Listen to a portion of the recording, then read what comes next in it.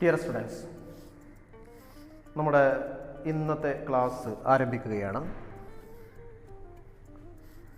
കഴിഞ്ഞ ക്ലാസ്സിൽ നമ്മൾ എക്സ്പ്രഷൻ, ന്യൂമറിക്കൽ എക്സ്പ്രഷൻ, അതുപോലെ തന്നെ ഇക്വേഷൻ, ടൈപ്സ് ഓഫ് ഇക്വേഷൻസ്, ഇങ്ങനെ 3 കാര്യങ്ങളാണ് നമ്മൾ ഡിസ്കസ് ചെയ്തത്, നമ്മൾ പഠിച്ചത്. ന്യൂമറിക്കൽ എക്സ്പ്രഷൻ എന്താണെന്ന് എല്ലാവർക്കും ഇപ്പോൾ അറിയുന്നുണ്ടാകും. അതേപോലെ തന്നെ ഇക്വേഷൻ, അതേപോലെ വ്യത്യസ്ത തരത്തിലുള്ള ഇക്വേഷൻസ്. ഇന്ന് നമ്മൾ ഡിസ്കസ് ചെയ്യാൻ പോകുന്നത് പ്രോപ്പർട്ടീസ് ഓഫ് ഇക്വേഷൻസ്. എന്താണ് പ്രോപ്പർട്ടീസ് ഓഫ് ഇക്വേഷൻസ് എന്ന് പറഞ്ഞു?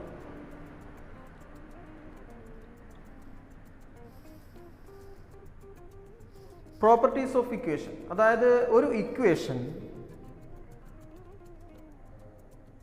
അത് സാറ്റിസ്ഫൈ ചെയ്യുന്ന നിയമങ്ങൾ എന്തൊക്കെയാണ്, ആ ഇക്വേഷൻ ഏതെല്ലാം നിയമങ്ങൾ സാറ്റിസ്ഫൈ ചെയ്യുന്നു എന്നാണ് നമ്മൾ പഠിക്കുന്നത്. ഇവിടെ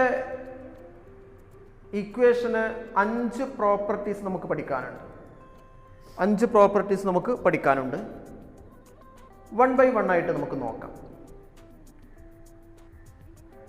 ഇക്വേഷൻസിന്റെ ഒന്നാമത്തെ പ്രോപ്പർട്ടി എന്ന് പറയുന്നത് any quantity can be added to both sides എന്നാണ്. അങ്ങനെ പറയുമ്പോൾ നിങ്ങൾക്ക് മനസ്സിലാകുന്നുണ്ടാകും, എനി ക്വാണ്ടിറ്റി, ഏതൊരു തുകയും അളവും can be added to both sides, ഇക്വേഷൻ്റെ 2 സൈഡിലും നമുക്ക് ആഡ് ചെയ്യാൻ കഴിയും, അതല്ലെങ്കിൽ കൂട്ടാൻ കഴിയും എന്നുള്ളതാണ്. അതിൻ്റെ ഒരു എക്സാമ്പിൾ ഇവിടെ നോക്കാം. ഇവിടെ ഒരു ഇക്വേഷൻ ഉണ്ട്, x+2 = 3 എന്നാണ് ആ ഇക്വേഷൻ. ആ ഇക്വേഷൻ്റെ 2 സൈഡിലും ഞാൻ ഓരോ ക്വാണ്ടിറ്റി കൂട്ടിയിരിക്കുകയാണ്. ഏതാണ്? 1. അപ്പോൾ ഇവിടെ x+2 + 1 3 + 1 എന്നായിട്ട് മാറും ആ ഇക്വേഷൻ. അപ്പോൾ ഇവിടെ നേരത്തെ ഉണ്ടായിരുന്ന ഇക്വേഷനിൽ x+2 = 3 ആയിരുന്നു. അതിൽ ഞാൻ 1 എന്ന് പറയുന്ന ക്വാണ്ടിറ്റി ആഡ് ചെയ്തപ്പോൾ അത് x+3 = 4 എന്നായിട്ട് മാറി. ആക്ച്വലി ആദ്യം ഉണ്ടായിരുന്ന ഇക്വേഷനിൽ നിന്നും വ്യത്യസ്തമായിട്ടുള്ള ഒരു ഇക്വേഷൻ ഉണ്ടായി എന്നർത്ഥം. ആദ്യം ഉണ്ടായിരുന്ന ഇക്വേഷനും ശരിയായിരുന്നു, രണ്ടാമത്തെ ഇക്വേഷനും ശരിയാണ്, ശരിയായ ഇക്വേഷനാണ്. അപ്പോൾ നമുക്ക് മനസ്സിലാക്കാൻ പറ്റും, ഒരു ഇക്വേഷൻ്റെ 2 സൈഡിലും സെയിം ക്വാണ്ടിറ്റി ആഡ് ചെയ്താൽ ആ ഇക്വേഷൻ്റെ സ്വഭാവത്തിൽ മാറ്റം വരുന്നില്ല, വ്യത്യസ്തമായ ഒരു ഇക്വേഷൻ നമുക്ക് ഉണ്ടാക്കാൻ കഴിയും. തെറ്റുകൾ വരുന്നില്ല ഉണ്ടാക്കുന്ന ഇക്വേഷനിൽ, കറക്റ്റായിട്ടുള്ള ശരിയായിട്ടുള്ള ഇക്വേഷൻ തന്നെയാണ് നമുക്ക് ലഭിക്കുക. ഇതാണ് ഒന്നാമത്തെ പ്രോപ്പർട്ടി. ഇനി നമ്മൾ രണ്ടാമത്തെ പ്രോപ്പർട്ടിയാണ് നോക്കുന്നത്. Any quantity can B subtracted from both sides. Any quantity can B subtracted from both sides. ഇവിടെയും നേരത്തെ ആദ്യം പറഞ്ഞതിൽ ആഡ് ചെയ്യാനായിരുന്നുവെങ്കിൽ ഇവിടെ സബ്സ്ട്രാക്റ്റ് ചെയ്യാനാണ് പറയുന്നത്. ഇവിടെ നോക്കുക, എക്സാമ്പിൾ x+2 = 3, അതേ ഇക്വേഷൻ തന്നെ ഞാൻ എടുത്തു, നേരത്തെ എടുത്തിരുന്ന ഇക്വേഷൻ തന്നെ. അതിൽ 2 സൈഡിലും ഞാൻ ഓരോ ക്വാണ്ടിറ്റി മൈനസ് ചെയ്തിരിക്കുന്നു. ഇവിടെ 1, ഇവിടെ 1. നമുക്ക് വേറൊരു ഇക്വേഷൻ അവിടെ കിട്ടും, x+2 - 1 എന്ന് പറഞ്ഞാൽ x+1. 2ൽ നിന്ന് 1 കുറച്ചാൽ 1 ആണല്ലോ. 3 - 1 2. x+1 = 2 എന്ന് പറയുന്ന മറ്റൊരു ഇക്വേഷൻ. ഞാൻ അതിൻ്റെ എക്സിൻ്റെ വാല്യൂ ഇവിടെ എഴുതിയിട്ടുണ്ട്. x = 2 - 1 = 1 എന്ന് കിട്ടും. അത് ആവശ്യമൊന്നുമില്ല, എങ്കിൽ പോലും ഞാൻ എഴുതി. ഇവിടെയും അതേപോലെ തന്നെ x = 4 - 3 = 1. അപ്പോൾ നമുക്ക് മനസ്സിലായി, ഒരു ഇക്വേഷൻ്റെ 2 സൈഡിലും സെയിം ക്വാണ്ടിറ്റി കൂട്ടുകയോ സെയിം ക്വാണ്ടിറ്റി കുറക്കുകയോ ചെയ്താൽ നമുക്ക് ഇക്വേഷനിൽ പുതിയൊരു ഇക്വേഷൻ ഫോം ചെയ്യാൻ നമുക്ക് കഴിയും. അതിൽ തെറ്റാത്ത രൂപത്തിലുള്ള ശരിയായിട്ടുള്ള ഒരു ഇക്വേഷൻ നമുക്ക് കിട്ടും എന്നുള്ളതാണ്. ഇനി മൂന്നാമത്തെ പ്രോപ്പർട്ടി എന്താണെന്ന് നോക്കാം. Any quantity can be multiplied to both sides. Any quantity can be multiplied to both sides. അതെ, ആഡ് ചെയ്യുന്ന സബ്സ്ട്രാക്ട് ചെയ്യുന്ന ഒക്കെ പറഞ്ഞ അതുപോലെ തന്നെ ഏതൊരു ക്വാണ്ടിറ്റിയും നമുക്ക് എന്ത് ചെയ്യാം, രണ്ട് സൈഡിലും മൾട്ടിപ്ലൈ ചെയ്യാം. ഇവിടെ എക്സാമ്പിൾ നോക്കൂ. x+2 = 3 എന്നാണ് എടുത്തിരിക്കുന്നത് ഞാൻ. അവിടെ x+2 എന്നുള്ളതിനോട് കൂടെ ഞാൻ 2നെ മൾട്ടിപ്ലൈ ചെയ്തിരിക്കുകയാണ്. ഇവിടെ 2 ബ്രാക്കറ്റ് ഇട്ട് കഴിഞ്ഞാൽ പിന്നെ അവിടെ മൾട്ടിപ്ലിക്കേഷൻ അറിയാമല്ലോ. 3യോട് കൂടെയും ഞാൻ 2 മൾട്ടിപ്ലൈ ചെയ്തു, രണ്ട് സൈഡിലും മൾട്ടിപ്ലൈ ചെയ്തു. അപ്പോൾ ഇവിടെ നമുക്ക് മൾട്ടിപ്ലൈ ചെയ്താൽ 2 × x 2x എന്നും 2 × 2 4 എന്നും കിട്ടും. 2x + 4. ഇവിടെ 3 × 2 6 എന്ന് മറ്റൊരു ഇക്വേഷൻ നമുക്ക് ഉണ്ടായിരിക്കുകയാണ്.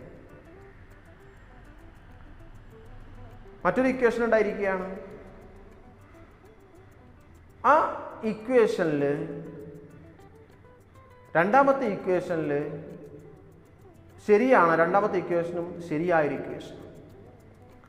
മാറ്റങ്ങൾ, സ്വഭാവത്തിൽ മാറ്റങ്ങൾ വരുന്നില്ല, വ്യത്യസ്തമായിട്ടുള്ളൊരു ഇക്വേഷൻ നമുക്ക് ലഭിക്കും. ഇനി നാലാമത്തെ പ്രോപ്പർട്ടി പറയുന്നു, any non zero quantity can B divided both sides.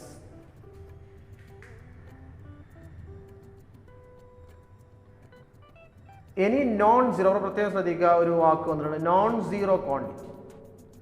Divide ചെയ്യുമ്പോൾ, രണ്ട് സൈഡിലും ഡിവൈഡ് ചെയ്യുമ്പോൾ അതൊരു നോൺ സീറോ ക്വാണ്ടിറ്റി ആയിരിക്കണം. ഇവിടെ ഞാൻ x+2 = 3 എന്ന് പറയുന്ന അതേ ഇക്വേഷനെ തന്നെ 2 കൊണ്ട് ഡിവൈഡ് ചെയ്തു. x+2/2 = 3/2. അങ്ങനെ നോൺ സീറോ എന്ന് പറയാൻ കാരണം, നോൺ സീറോ ആയിരിക്കണമെന്ന് പറയാൻ കാരണം, സീറോ അല്ലാത്ത സംഖ്യകളായിരിക്കണമെന്ന് പറയാൻ കാരണം, സീറോ ആണെങ്കിൽ ഇങ്ങനെയാണ് കിട്ടുക. നമുക്ക് ഇങ്ങനെ എഴുതാൻ കഴിയില്ല, നമുക്കിത് ഇതുവരെയും ഡിഫൈൻ ചെയ്തിട്ടില്ല. x+2/0 എത്രയാണെന്നോ 3/0 എത്രയാണെന്നോ ഇതുവരെയും ഡിഫൈൻ ചെയ്യാത്തത് കൊണ്ടാണ് പ്രത്യേകം പറയുന്നത് നോൺ സീറോ. അപ്പൊ അഞ്ചാമതായിട്ട് പറയുന്നതാണ്, generally any function can be applied to both sides. അപ്പൊ ജനറൽ ആയിട്ട് നമുക്ക് പറയാം, ഒരു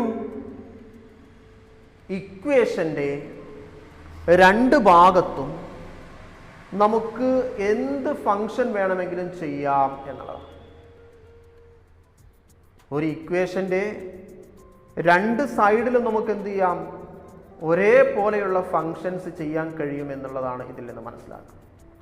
അപ്പോൾ ഒരു പ്രോപ്പർട്ടീസ് ഓഫ് ഇക്വേഷൻ എന്ന് പറയുന്നത് 5 എണ്ണമാണ്. ആക്ച്വലി 4 എണ്ണമാണ്. അഞ്ചാമത്തത് ജനറൽ ആയിട്ട് പറഞ്ഞതാണ്. ഇതെല്ലാവർക്കും മനസ്സിലായിട്ടുണ്ടാകുമെന്ന് വിചാരിക്കുന്നു. ഞാൻ എൻ്റെ എക്സാമ്പിൾസ് ഒന്ന് എഴുതി നിങ്ങൾക്ക് ഇവിടെ കാണിച്ചതാണ്. എല്ലാവർക്കും ഇത് മനസ്സിലായിട്ടുണ്ടാകുമെന്ന് വിചാരിക്കുന്നു. ഓക്കെ, ഇനി നമുക്ക് അടുത്ത ടോപ്പിക്കിലേക്ക് പോകാം. ഓക്കെ, നമുക്ക് നെക്സ്റ്റ് ടോപ്പിക്കിലേക്ക് പോകാം. Simple linear equations. Simple linear equations എന്താണ്? സിമ്പിൾ ലീനിയർ ഇക്വേഷൻ എന്ന് പറഞ്ഞാൽ ഡെഫിനിഷൻ എന്ന് നോക്കാം.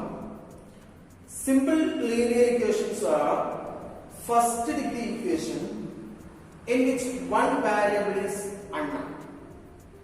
Simple linear equations are first degree equation in which one variable is unknown. അപ്പോൾ ഒരു സിമ്പിൾ ലീനിയർ ഇക്വേഷന്റെ പ്രത്യേകത എന്ന് പറഞ്ഞാൽ അത് ഫസ്റ്റ് ഡിഗ്രി ഇക്വേഷൻ ആയിരിക്കും. ഫസ്റ്റ് ഡിഗ്രി എന്ന് പറഞ്ഞാൽ അതിലെ വേരിയബിളിന്റെ ഏറ്റവും കൂടിയ പവർ 1, അതിൽ ഒരു അൺനോൺ മാത്രമേ ഉണ്ടാകുള്ളൂ. അങ്ങനെയുള്ള ഇക്വേഷൻസിനെയാണ് നമ്മൾ സിമ്പിൾ ലീനിയർ ഇക്വേഷൻസ് എന്ന് പറയുന്നത്. ഇവിടെ കുറച്ച് എക്സാമ്പിൾസ് തന്നിട്ടുണ്ട് സിമ്പിൾ ലീനിയർ ഇക്വേഷൻസ്. ഈ സിമ്പിൾ ലീനിയർ ഇക്വേഷൻസ് എങ്ങനെയാണ് സോൾവ് ചെയ്യുക എന്ന് നോക്കുന്നത്. ഇതുമായി ബന്ധപ്പെട്ട് കുറച്ച് പ്രോബ്ലംസ് നമുക്ക് വരും. ഈ പ്രോബ്ലംസ് എങ്ങനെയാണ് ചെയ്യുന്നത് നോക്കാം. അതിൽ ഒന്നാമത്തെ പ്രോബ്ലം നോക്കാം. 3x + 5 = 8. ഇതൊരു ലീനിയർ ഇക്വേഷൻ ആണ്. ഇതിൽ ഒരു അൺനോൺ ആയുള്ളൂ x. ആ അൺനോണിന്റെ ഡിഗ്രി 1 ആണ്. ഇതാണല്ലോ സിമ്പിൾ ലീനിയർ ഇക്വേഷൻ ആവാനുള്ള ഒരു മാനദണ്ഡം. അപ്പൊ 3x + 5 = 8. ഇത് ചെയ്യാൻ നിങ്ങളെല്ലാവരും ചെറിയ ക്ലാസ്സിൽ ചെയ്തിട്ടുണ്ടാകും എങ്കിലും ശ്രദ്ധിക്കുക. 3x ഇവിടെ നിർത്തി നമ്മൾ പകരം ഈ +5 ഇക്വേഷന്റെ റൈറ്റ് സൈഡിലേക്ക് കൊണ്ടുപോയി -5 ആവും. ഇവിടെ +5 ഇക്വേഷന്റെ അപ്പുറത്തേക്ക് പോകുമ്പോൾ -5. Okay, 3x = 8 - 5. Then 3x = 3. Okay, 8 - 5 = 3 ആണ്. യെസ്, x നെക്സ്റ്റ് ഇവിടെ 3 ഇൻറ്റു ആണ്. ഇവിടെയുള്ള ഇൻറ്റു ഇക്വേഷന് അപ്പുറത്തേക്ക് പോകുമ്പോൾ ഡിവൈഡഡ് ബൈ 3 ആയി മാറും. ഇവിടെ മൾട്ടിപ്ലിക്കേഷൻ ഇങ്ങോട്ട് വരുമ്പോൾ ഡിവൈഡഡ് ബൈ ആണ്. അപ്പൊ x = 3/3 = 1. കറക്റ്റ് ആണല്ലോ. അപ്പൊ എക്സിന്റെ വാല്യൂ നമുക്ക് കിട്ടി 1. നെക്സ്റ്റ് രണ്ടാമത്തെ ഒരു ഇക്വേഷൻ നോക്കാം, ഒരു പ്രോബ്ലം നോക്കാം. x + 8 = 24. ഇവിടെ നേരത്തെ ചെയ്തതുപോലെ തന്നെ x = 24. ഇവിടുത്തെ +8 ഇക്വേഷൻ അപ്പുറത്തേക്ക് വരുമ്പോൾ -8. അപ്പൊ x = 24 - 8. x = 16. 24 - 8 = 16. എല്ലാവർക്കും അറിയാം. ആൻസർ കിട്ടി. എക്സിന്റെ വില നമുക്ക് 16 കിട്ടി. ഇവിടെ മൂന്നാമത്തെ നോക്കാം. 8x + 7 = 4x + 12 എന്നാണ്. ഈ രണ്ട് ഇക്വേഷനിലും ചെറിയൊരു വ്യത്യാസം കാണാം, എന്നാൽ ആക്ച്വലി വ്യത്യാസമൊന്നുമില്ല. അതിന്റെ അറേഞ്ച്മെന്റിന് മാത്രമേ ചെറിയൊരു വ്യത്യാസം. 8x + 7 = 4x + 2. ഒരു സിമ്പിൾ ലീനിയർ ഇക്വേഷൻ ആണ്. ഒരൊറ്റ വാരിയബിളേ ഉള്ളൂ, x ഒരു വേരിയബിൾ. വാരിയബിളിന്റെ പവർ 1 ആണ്. Okay, yes. ഇവിടെ എന്ത് ചെയ്യാൻ പറ്റും? വാരിയബിൾ ഉള്ള ടേംസ് ഒക്കെ നമുക്ക് ഇടത് ഭാഗത്തേക്ക് കൊണ്ടുവരാം, വാരിയബിൾ ഇല്ലാത്ത ടേംസ് വലത് ഭാഗത്തേക്ക് കൊണ്ടുപോകാം. അപ്പോ 8x ഇവിടെ നിർത്തി. ഇവിടുത്തെ 4x ഇക്വേഷന്റെ പുറത്തേക്ക് വന്നപ്പോൾ -4x ആണ്. ഇവിടെ +4x ആണല്ലോ, അത് -4x = 12 അവിടെ നിർത്തി. ഇവിടെയുള്ള +7 ഇക്വേഷൻ അപ്പുറത്തേക്ക് പോയപ്പോൾ -7. Okay, then 8x - 4x = 4x. Okay, 8x ൽ നിന്ന് 4x കുറച്ചാൽ 4x = 12 - 7 = 5. Isn't it? Okay. 4x = 5. Then x = 5. ഇവിടുത്തെ 4 ഡിവൈഡ് ഇക്വേഷൻ അപ്പുറത്തേക്ക് പോകുമ്പോൾ ഡിവൈഡഡ് ബൈ 4 ആണ്. ഇവിടെ 4 × x ആണ്, ഇങ്ങോട്ട് പോകുമ്പോൾ divided by 4. x = 5 divided by 4. That is equal to, divide ചെയ്താൽ നമുക്ക് ആൻസർ കിട്ടുക 1.25 എന്നാണ് ആൻസർ കിട്ടുക. 1.25 എന്നാണ് ആൻസർ. അപ്പൊ ഈ മൂന്ന് ക്വസ്റ്റ്യൻസും ഈ ഇക്വേഷൻസും എങ്ങനെയാണ് സോൾവ് ചെയ്തത് എന്ന് നിങ്ങൾക്ക് മനസ്സിലായി കാണും എന്ന് വിചാരിക്കുന്നു. ഇതാണ് സിമ്പിൾ ലീനിയർ ഇക്വേഷൻ. ഇത് നമുക്ക് ഡയറക്റ്റ് ആയിട്ട് തന്നിട്ടുള്ള ഇക്വേഷൻസ് ആണ്. അത് നമുക്ക് സോൾവ് ചെയ്തിട്ട് അതിലെ വാരിയബിളിന്റെ വില കണ്ടുപിടിച്ചിരിക്കുകയാണ് നമ്മൾ ചെയ്തത്. എന്നാൽ കുറച്ച് അപ്ലിക്കേഷൻ ലെവലിൽ ഉള്ള ക്വസ്റ്റ്യൻസ് നിങ്ങൾക്ക്, അത്ര ഒരു ക്വസ്റ്റ്യൻ ആണ് ഞാനിവിടെ എഴുതിയിട്ടുള്ളത്. Find two numbers whose sum is 45 and the difference is 5. ഇതാണ് question. Find two numbers whose sum is 45 and the difference is 5. ഇപ്പൊ രണ്ട് നമ്പേഴ്സ് അത് കണ്ടുപിടിക്കണം. ഫൈൻഡ് ടു നമ്പേഴ്സ്, രണ്ട് നമ്പറുകൾ നമ്മൾ കണ്ടുപിടിക്കണം.